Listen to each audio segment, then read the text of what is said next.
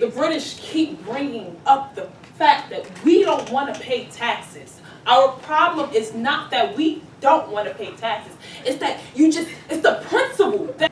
After the colonies had been set up, the British protected the Americans from the French and the Indians.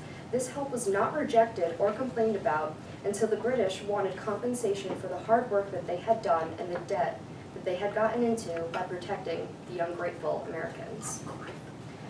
We continue to hear complaining about taxes that the Americans are forced to pay, when in reality, the Americans are paying a fraction of what everybody else must pay in taxes.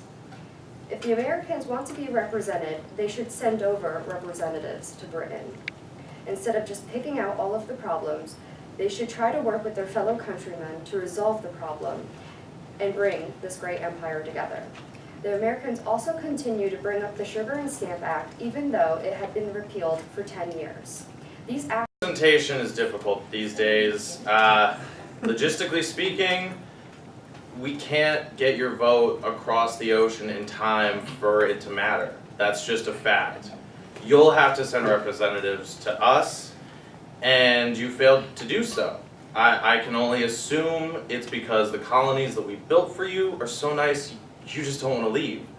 So, until the Americans come to the table, both physically and spiritually, with their brothers, we have nothing to talk about. I must also mention the Boston Massacre. Horrible event leading to the deaths of innocent Americans. And who was the murderer? British soldiers, the people who we thought to be our friends, our brothers, who were supposed to protect us.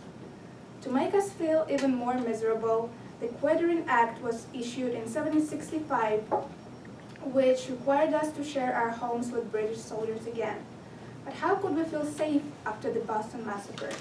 The trust in the British soldiers and in their allegiance has gone forever. We're British. We have put all of our efforts, the first ships that were sent here were British-born vessels. We've offered you everything you've required to thrive. We've given it to you like it was nothing. You complain of infrastructure, that you need defense, and we give it to you because you won't pay for it yourselves. We don't. You're in our lowest tax bracket of all British provinces. Every single one. You pay less. And we don't regularly have to fight for our other colonies.